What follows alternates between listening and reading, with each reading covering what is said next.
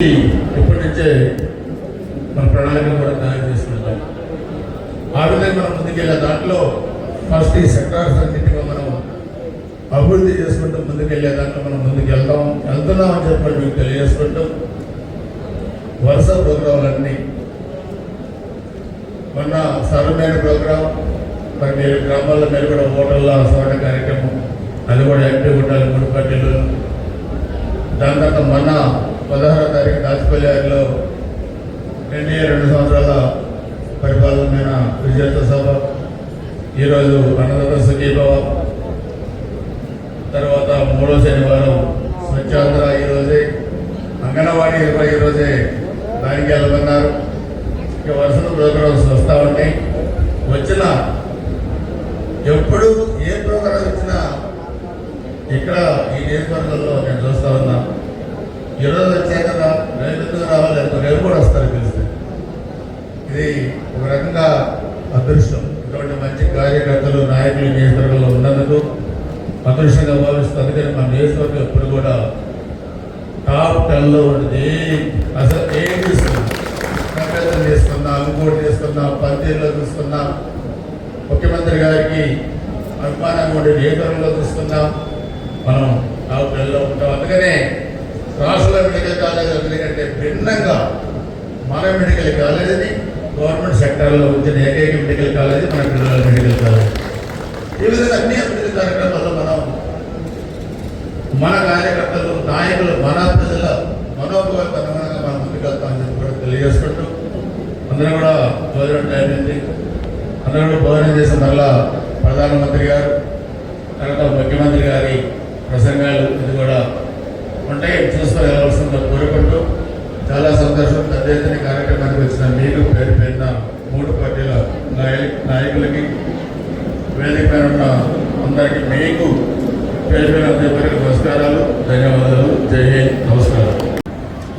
ఒక మంచి కార్యక్రమం రైతాంగ సేవలో మన మంచి ప్రభుత్వం, మన ఎన్డీఏ ప్రభుత్వం.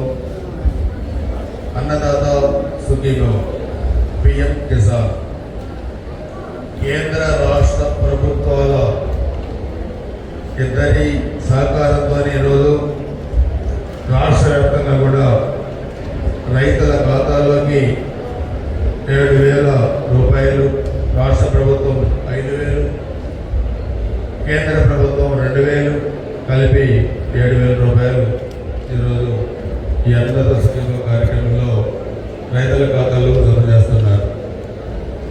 మన నియోజకవర్గంలో ఇది 4వసారి. 2025, 26, 2, 8, 25 మొదటిసారి, 19, 11, 25 రెండవసారి, 13, 3, 26 మూడోసారి, ఇప్పుడు 26, 26 ఇది 4వసారి.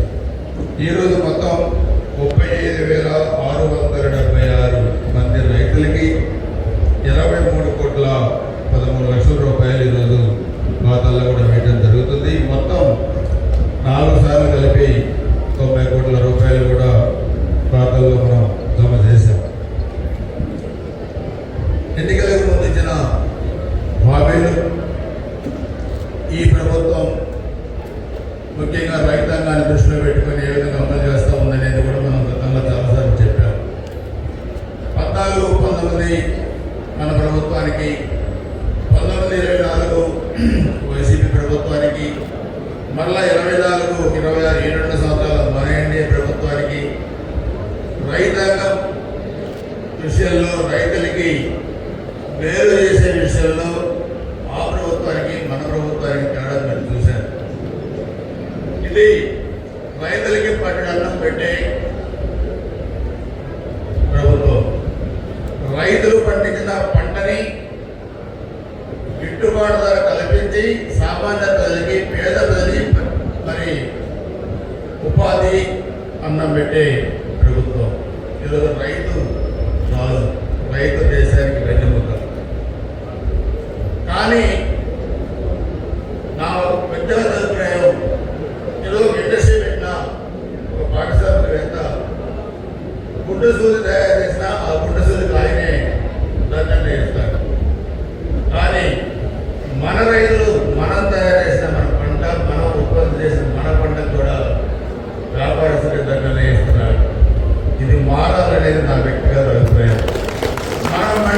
అంటే మనే గిట్టుబాటు ధర మనమే నిర్ణయించాలి. గుండు సూరికి ధర నిర్ణయించినప్పుడు రాత్రనక పగలనక ఎండనక వాననక ప్రమాదాలు జరిగిన చనిపోయిన పేద రైతు కుటుంబాలు పండించిన పంటకి ఆ రైతు ధర నిర్ణయించాల్సిన వ్యాపారస్తులు కాదనేది నా వ్యక్తిగత అభిప్రాయం చెప్పి అందరూ కూడా తెలియజేస్తున్నారు. అందుకే మనందరం కూడా ముఖ్యమంత్రి గారి ఆలోచన రాయలసీమ తీసుకోండి.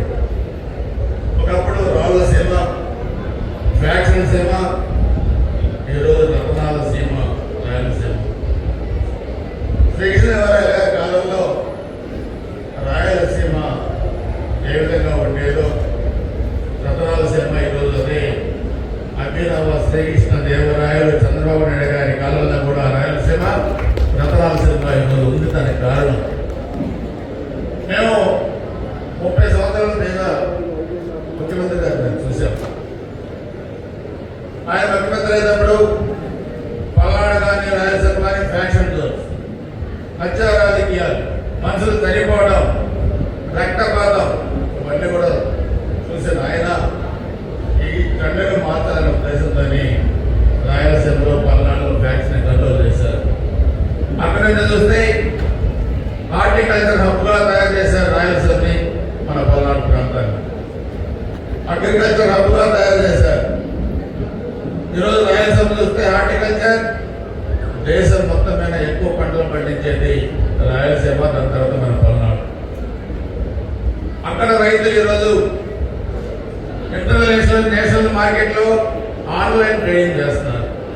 మా ఈ పంట మేము పండించాం, ఈ పంట ఈ గిట్టుబాటు ధర అయితే మేము అమ్ముతామని చెప్పి రైతు మార్కెట్లోకి వెళ్ళి తను పండించిన పంట అమ్మే పరిస్థితి ఈరోజు మన ప్రభుత్వం ద్వారా రైతాంగం వచ్చిందని చెప్పి కూడా మీ అందరూ కూడా తెలియజేస్తున్నారు. అదే మనకు కూడా వస్తా ఉంది. పల్నాడులో ఈరోజు దాదాపు 40,000 ఎకరాలు పైగా హార్టికల్చర్ మనకి పంటలు పండిస్తూ ఉన్నారు. అగ్రికల్చర్ సెక్టార్ కానీ హార్టికల్చర్ సెక్టార్ కానీ ఇప్పుడు ముందుకెళ్ళాలంటే దానికి అనువైన వాతావరణం మనకు ఉండాలి.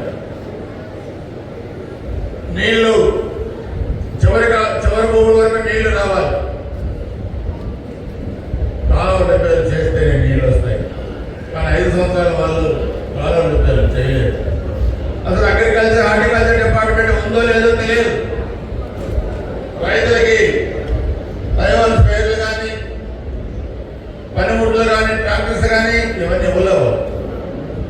రైతులకి ఫర్టిలైజర్ పెస్టిసైడ్ సప్లై చేయలేము. ఆ డిపార్ట్మెంట్ గుర్తుగా సందేశారు.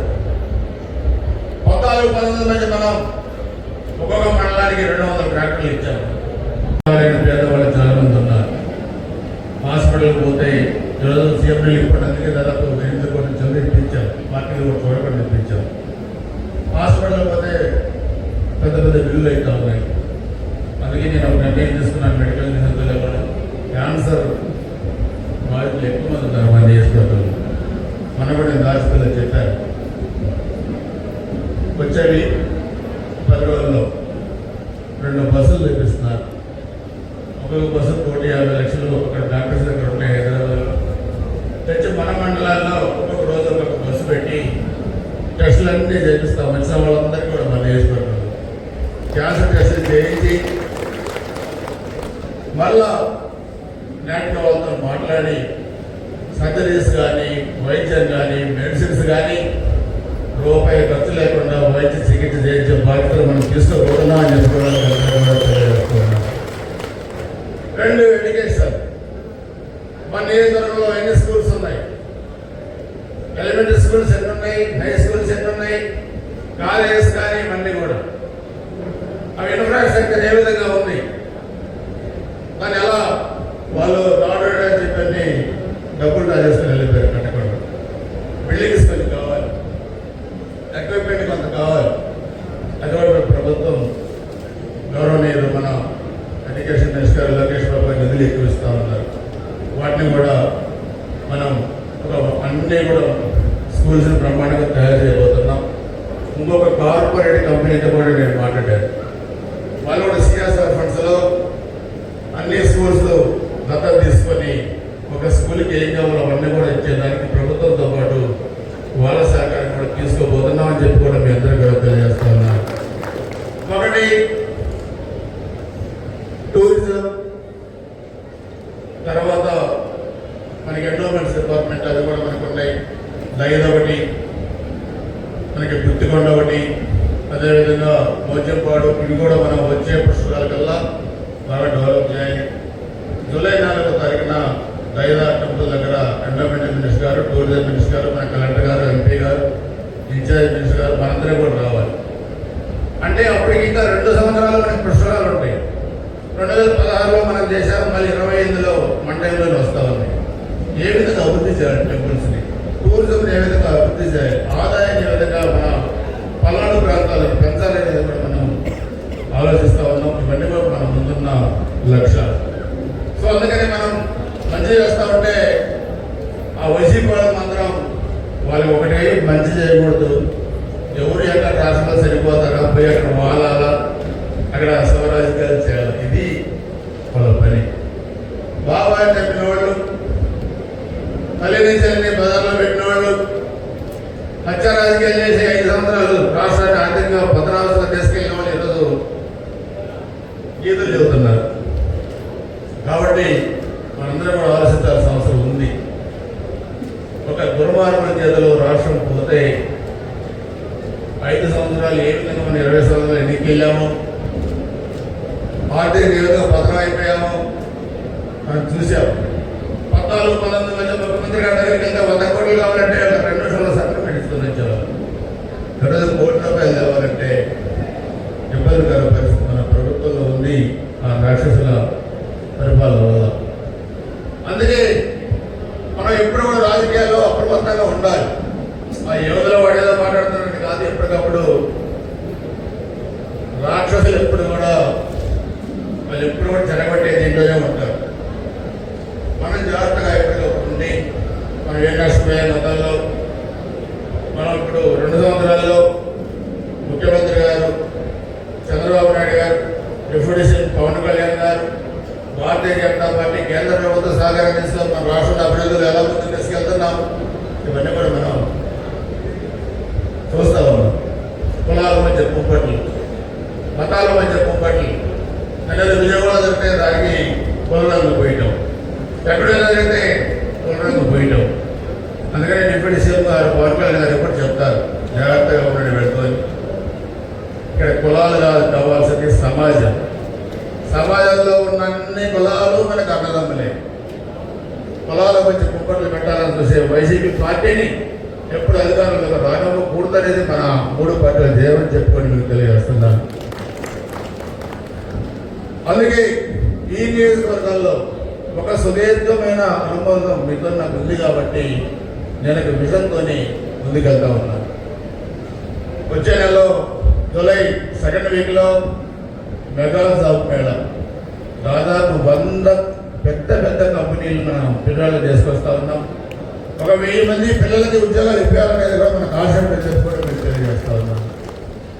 ఇంకా అక్కడి నుంచి నేను చెప్పిన అన్నీ కూడా కెనాల్ రిపేర్స్, లింక్ రోడ్స్, అదేవిధంగా గ్రామాల్లో మన జరిగే డెవలప్మెంట్ యాక్టివిటీస్ అన్ని, మండలాల్లో నిధులు ఉన్నాయి. మీరు కూడా చిన్న చిన్న సమస్యలు గ్రామాల్లో ఉంటే వీధి దీపం కానీ, డ్రైనేజ్ రిపేర్ కానీ, శానిటేషన్ కానీ, డ్రింకింగ్ వాటర్ కానీ అన్నీ చేయించండి.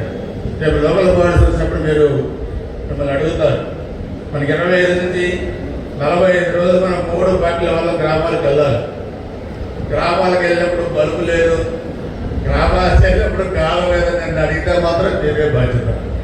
మీరు ముందే అడగండి, మీకు కావాల్సిన డబ్బులు నేను ఇస్తాను, నేను వచ్చేలోపై అన్నీ చేయించండి. సో అందుకని మనం అప్పుడు కూడా లోకల్ బాడీస్ దృష్టిలో పెట్టుకొని లోకల్ బాడీస్లో 100% మన ఎన్డీఏ 3 పార్టీల అభ్యర్థులు మనం గెలవాల్సిన అవసరం ఉందని చెప్పి కూడా మీకు తెలియజేస్తా ఉన్నాను. ఈరోజు మళ్ళా మనం రైతాంగానికి ఇవ్వబోతున్నాం. నేను అందరికీ చెప్పేది కూడా, పోయిన వ్యవసాయ సీజన్లో మనం చూస్తే 2 సీజన్లో మనం ఎక్కడ కూడా ఫర్టిలైజర్ కొత్త మన నియోజకవర్గంలో మనం రానియలేదు. అలానే ఈ సీజన్లో కూడా చూస్తే రానివ్వకూడదు అనేది నేను అధికారులు చెప్తా ఉన్నాను. ఫర్టిలైజర్, కొంత ఫర్టిలైజర్ పల్నాడు నుంచి తెలంగాణకి వెళ్తా నేను సీరియస్గా చెప్తున్నాను. ఒక బస్తా కూడా ఈ గంట నుంచి కూడా పోవడానికి వీలేదు. తెలంగాణ అనేది మన రైతులకి అందాలు పెట్టలేదని చెప్పి కూడా నేను తెలియజేస్తా ఉన్నాను. అదేవిధంగా ఫెసిలిటీస్ కానీ, నాశరకం పురుగు మందులు కానీ, నాశరకం విత్తనాలు కానీ మార్కెట్లో ఉండకూడదు. అది ఎవరైనా సరే దాన్ని మీరు ఫర్మ్గా కంట్రోల్ చేయాల్సిన అవసరం ఉంది. ఎందుకంటే ఒక వ్యక్తి లాభం కోసం వ్యవస్థ నష్టపోకూడదు, రైతులు నష్టపోకూడదు, రైతులు ఇబ్బంది పడకూడదు అనేది నేను కోరుకునేది ఒక రైతు కుటుంబం నుంచి వచ్చిన వ్యక్తిగా. అందుకని మనం ఈరోజు అన్ని కూడా చూస్తే ముఖ్యమంత్రి గారి ఆలోచన ఈరోజు మనందరం కూడా చూస్తూ ఉన్నాం. గిట్టుబాటు ధరలు ఏ విధంగా మనకి వస్తూ ఉన్నాయి. మార్కెట్ యార్డ్ ద్వారా కానీ, ప్యాడీ కానీ, చిల్లీస్ కానీ, అదేవిధంగా సీసీ ద్వారా కాటన్ కానీ ఇవన్నీ కూడా మనం చేస్తూ ఉన్నాం. రాబోయే రోజుల్లో మన పంట మనం చెప్పిన రేట్లోనే మనం అమ్మే పరిస్థితి కూడా ఈ పల్నాడులోనే మన నియోజకవర్గంలో ధరలు వచ్చేసే ధరలు రాబోతా ఉందని చెప్పి కూడా నేను తెలియజేస్తున్నాను. 24లో మనం గెలిచిన తర్వాత చూసాం. నేను వస్తా పోతా కాలువ ప్రిపేర్. ఈ కాలువలు ఎలా ఉన్నాయి, ఈ రైతులకి ఎప్పుడు నీరు రావాలి, ఈ కాలువలని అందులో డబ్బులు లేకపోయినా కెనాల్ ప్రిపేర్ చేయించాం. 3 విడతలుగా చేయించాం. మరలా ఇప్పుడు డబ్బులు వచ్చున్నాయి. వచ్చే నెలలో మొదలుపెట్టి మరలా మన నియోజకవర్గంలో కెనాల్ రిపేర్స్ అన్నీ కూడా చేసే కార్యక్రమం. 10 కోట్ల రూపాయలు మన లింక్ రోడ్స్ ఇచ్చాం మీకు. దాదాపు 60-70% మీకు రోడ్లు కంప్లీట్ అవుతాయి. మరలా కొంత ఫండ్ రాగానే అది కూడా మీకు ఇచ్చే కార్యక్రమాన్ని కూడా చేస్తాం. ఈరోజు మనం చూస్తే పంటలు కూడా రకరకాలైన పంటలు చిన్నప్పుడు మనం చూసాం. ఆనంద్ సార్ కొత్తగా వచ్చినప్పుడు ప్యాడీ బియ్యం పండించినప్పుడు అది పెద్దవాళ్ళనే దేవుడు అన్నామన్నారు. రైస్ ఆ రోజు రాగులు, సద్దలు, చొరలు, గొర్రెల్ని పేదవాడు తినే అన్నమన్నారు. వాటిని ఆ పేదవాడు తినే అన్నగా పెద్దవాళ్ళు తినే అన్నం అయిపోయింది ఈరోజు మార్కెట్లో. అది మనం గుర్తుపెట్టుకోవాల్సిన అవసరం ఉంది. ఆ రోజు పెద్దవాళ్ళు అన్నమైపోయింది, పేదవాళ్ళు అన్నమైపోయింది. ఆ రోజు పేదవాడు అన్నమైన రోజు పెద్దవాళ్ళు అన్నమైపోయింది. మార్కెట్లో ఈ నేను చెప్పిన రాగులు, సద్దలు, జొన్నలు అవన్నీ కూడా హెల్త్ పాయింట్లో అమ్ముతా ఉన్నారు మిలియన్స్ రూపాయలు. ఒకప్పుడు పొలాలకు వెళ్ళాలంటే బ్రహ్మాండంగా అరకట్టుకొని పవర్ స్పేర్ ప్రధాని తగిలించుకొని భార్య భర్త నడిచేయాలి. 3 కిలోమీటర్లు 4 కిలోమీటర్లు అక్కడికి వెళ్ళి పనిచేసేవాళ్ళు. ఈరోజు మోటార్ సైకిల్ వచ్చినాయి, ట్రాక్టర్లు వచ్చినాయి. వ్యవసాయానికి ట్రాక్టర్లు, వెనక భార్యను ఎక్కించుకొని పిల్లలు ఎక్కించుకొని పోవడానికి మోటార్ సైకిల్. ఇక శారీరక శ్రమ ఎక్కడ అని అడుగుతున్నారు. వ్యవసాయం చేసేవాళ్ళు తగ్గిపోయారు. అందుకని మనం కూడా ఆలోచించాల్సిన అవసరం ఉంది. అంటే ప్రపంచం అంతా కూడా యాంత్రిక దిశగా వెళ్తా ఉంది. కంప్యూటర్స్, క్వాంటమ్ ఇవన్నీ కూడా మన ముఖ్యమంత్రి గారు మనకి అవసరం నేర్పుతున్నారు. కానీ క్వాంటమ్ నడిపేవాడైనా, కంప్యూటర్ ఆన్ చేసేవాడైనా వాడికి అన్నం పెట్టేది మన రైతు అనే సంగతి కూడా మనం గుర్తుపెట్టుకోవాల్సిన అవసరం ఉంది. This is the foundation, this is the base. Former is the base. ఇందాక మన వాళ్ళు అక్కడ నేను పంటల గిట్లని చూస్తున్నాను. ఇది ఇది ఇది అని చెబుతున్నారు. బయట అలాగే కూడా ఉన్నారు. నేను వ్యవసాయం చేసి వచ్చిన ఎమ్మెల్యేని నాకు కాదు కొత్త ఎమ్మెల్యేలు చెప్పండి, నాకు తెలియదని చెప్పాను. నేను పంటలు పండించాను, పరగ దున్నాను, వ్యవసాయం చేశాను. నేను ట్రాక్టర్ తోలాను. నాకు అక్కర్లా. వ్యవసాయం అంటే నాకు తెలుసు, పేదవాడి కష్టం తెలుసు, రైతన్న కష్టం తెలుసు. అన్నిటికన్నా నన్ను ఈ స్థాయికి తీసుకొచ్చిన నా కార్యకర్తల కష్టం కూడా నాకు తెలుసు. 35 సంవత్సరాలు ఫ్యాక్షన్ రాజకీయాలు నాయకులను పోగొట్టుకొని, కార్యకర్తలను పోగొట్టుకొని వాళ్ళ కళ్ళలో కన్నీళ్ళు చూసి ఇవన్నీ కూడా నేను చూస్తూ ఉన్నాను. సో అందుకే మనందరం కూడా భగవంతుడు మనకి ఇచ్చిన అవకాశం. నేను ఎప్పుడు కూడా నేను చెప్తాను, రైతు కూడా మనకి వచ్చాను, సామాన్య రైతు కూడా మనకి ఫ్యాక్షన్ రాజకీయాలు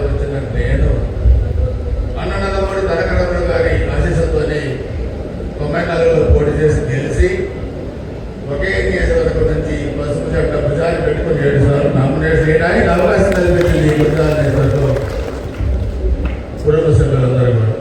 కాబట్టి ఈ నియోజకవర్గాన్ని మనం డెవలప్మెంట్లో ఏం చేయాలి? 1924 మంది వాళ్ళు ఫ్యాక్షన్ చేశారు, కార్యకర్తల్ని పిల్లలు 20 మందిని చంపారు, కాలేజీలో ఇవ్వగొట్టారు. మరి మన అధికారులు ఉన్నప్పుడు మనం కూడా అదే చేయాలి. మనకి తేడా ఉండదు, అందుకని మనం వద్దనుకున్నాం. అందుకని నేను ముందు 5 సెక్టర్స్ నేను ఈ నియోజకవర్గంలో డెవలప్ చేయడానికి నేను నిర్ణయం తీసుకున్నాను, మరి అమలు పరుస్తున్నాను కూడా. ఒకటి agriculture, horticulture sector, 2 education, 3 tourism, medical and health. ఇవన్నీ కూడా మనం ముందుకు తీసుకెళ్లాల్సిన అవసరం ఉంది. ఆరోగ్యం, ఎవరైనా సామాన్య వ్యక్తి దగ్గర నుంచి దేశ ప్రధానమంత్రి దాకా ఎవరైనా ఆరోగ్యం బాగుంటే ఏ దైనందిన కార్యక్రమాలు